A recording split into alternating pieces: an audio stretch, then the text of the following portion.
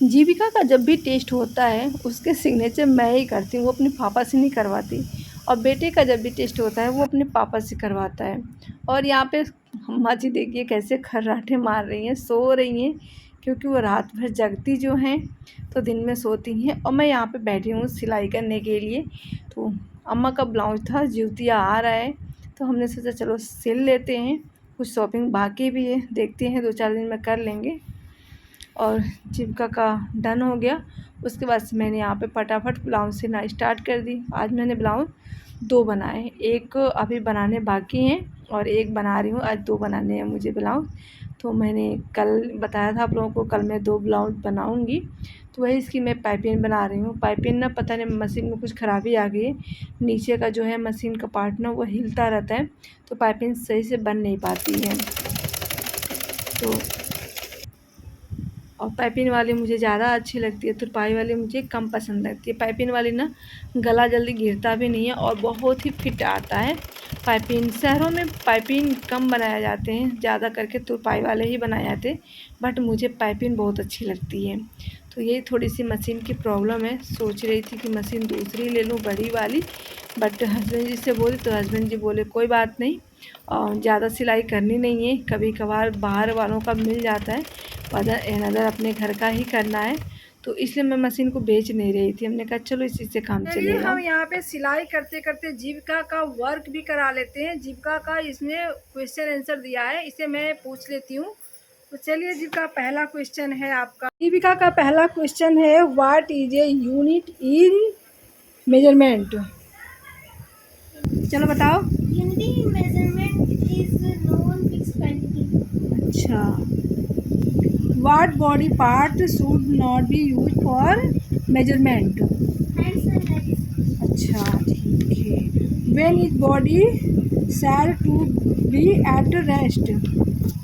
Our body, हाँ our body said हाँ to rest, but the position of body does not change with time. Example house. Okay.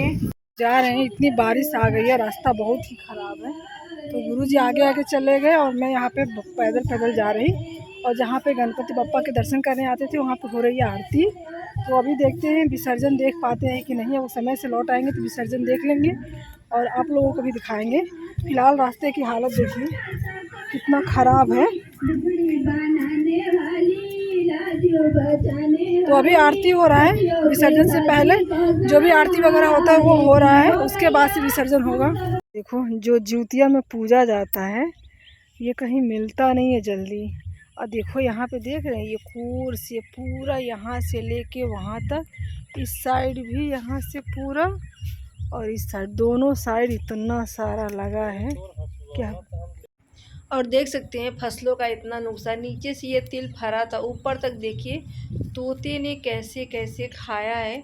इस तरीके से जो पेड़ फरा भी है ना तिल का, उसे बहुत ही बुरी तरीके से नुकसान पहुंचाया है पक्षियों ने, सबसे ज़्यादा करके तोते, क्योंकि तोते ना हमारे खेत में हज़ारों की संख्या में आते हैं, और जब भी मैं अंदर जाती हूँ खेत के ना वो उड़ जाते हैं एक साथ। देख रहे सारी फसल को नुकसान पहुँचाए हैं। छकड़ी चराया है, हम चराने आए हैं। और यहाँ इतना सारा लगे तो यहीं पे वो होगा ना गणेश जी का विसर्जन, बस गुरु जी यहीं पे हमको उतार के और चले गए। तो अपने मोहल्ले के बस यही लोग हैं और हम तो अकेले हैं। इतने लोग चरा रहे हैं छेगड़ी ना बकरी, वो अपने मोहल्ले के बिजमा है और वो भी है अपने मोहल्ले की। तो अभी गणेश जी की मूर्तियाँ लेके बहुत पीछे हैं, तो हम लोग पहले ही आ गए थे। घर से मैं 3 बजे चली थी, तो मुझे लगा था नगाड़े वगैरह बजने लगे थे, मुझे लगा विसर्जन हो रहा है। तो अम्मा बोली थी कि हम भी जाएंगे विसर्जन में, लेकिन बारिश अच्छी खासी बारिश हो गई थी।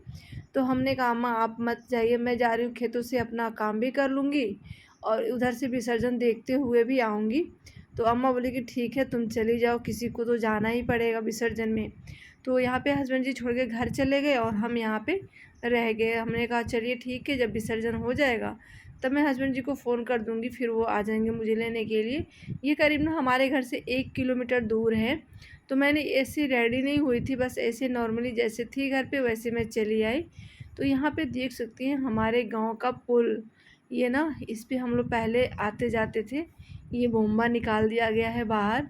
और ये यहाँ का व्यू आप लोग देख सकते हैं, कितना खूबसूरत नज़ारा है यहाँ का, बहुत ही सुंदर व्यू है।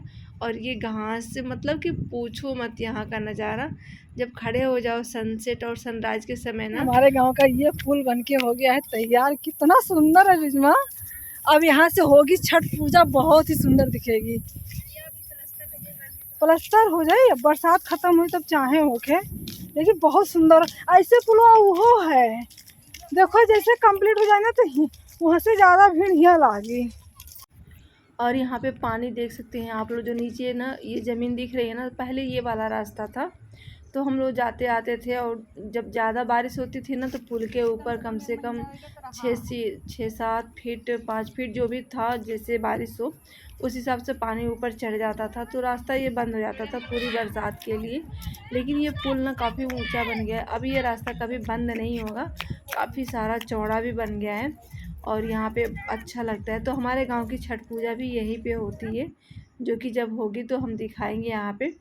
उसके बाद से वहाँ इंतज़ार करते करते मूर्ति वहाँ तक नहीं गई, फिर हम लोग लौट रहे थे, हमने सोचा चलो घर चलते हैं। तो ये जो लाल साड़ी में है ये मिल गई, हमने कहा चलो आप भी चलो, तो हमने कहा ठीक है। तो यहाँ पे हम लोग आए, तो मैं तो यहाँ पे वीडियो शूट ही नहीं कर रही थी, वो बहुत ही कहने लगी कि आप अब आ ही गए हो तो वीडियो शूट कीजिए, अच्छा लगेगा हमको भी।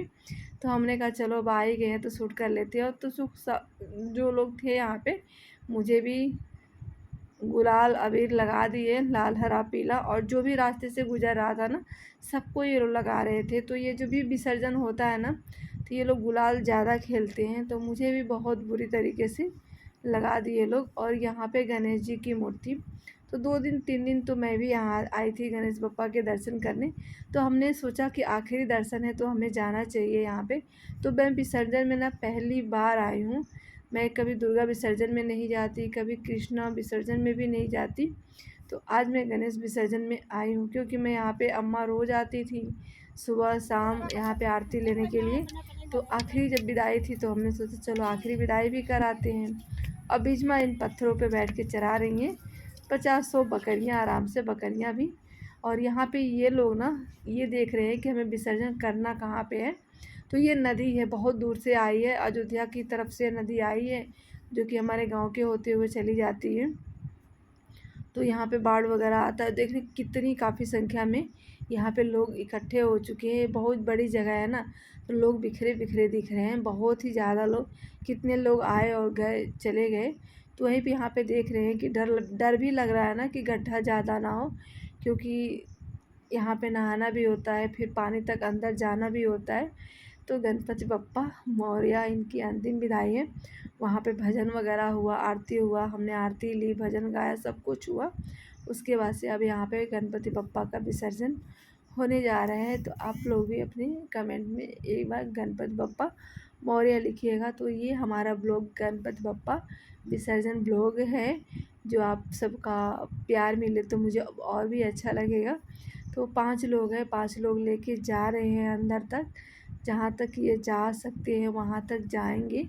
और पूरी पानी में ना ज़्यादा करके तो जलकुंभी भर गई हैं। यहाँ पे लोग भैंस वगैरह चराने आते हैं, बकरियाँ भी चराने आते हैं और नहाते भी हैं। तो हमारे यहाँ से मार्केट इसी रास्ते से होके जाया जाता है।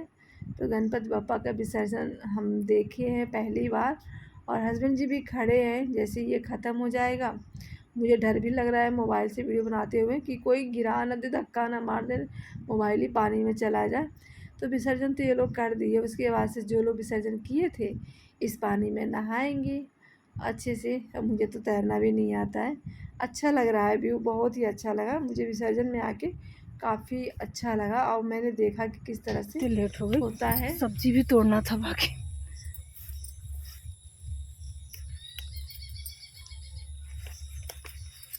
तोड़ के सब्जी ले चलते हैं, भिंडी और तरोई। तो हमें आते आते खेत से बहुत लेट हो गई, और तोड़ के लाई मैं इतनी सारी सब्जियां, मिर्ची, भिंडी और बड़ी वाली तरोई। और जीविका को यहाँ टास्क दिया था काम करने का, पढ़ाई करने का, जो भी था मैंने टाइम टेबल बनाया था, इतनी देर तक मम्मी की मदद करनी है और इतनी देर तक पढ़ाई करनी है।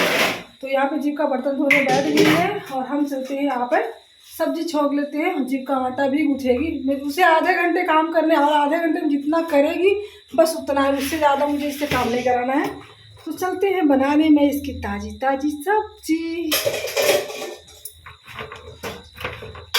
अभी मैंने मुंह भी नहीं धोया, इतनी लेट हो गई ना, तो क्या मैं बताऊँ। भिंडी तो मैं सुबह बनाऊंगी, और ये नेनुआ और तरोई, तो ये ले ली मैंने सब्जियां, इसको मैं कट कर लेती हूँ और ये सब्जी बनेगी आज हमारी। इतने आराम से बर्तन कौन धोता है।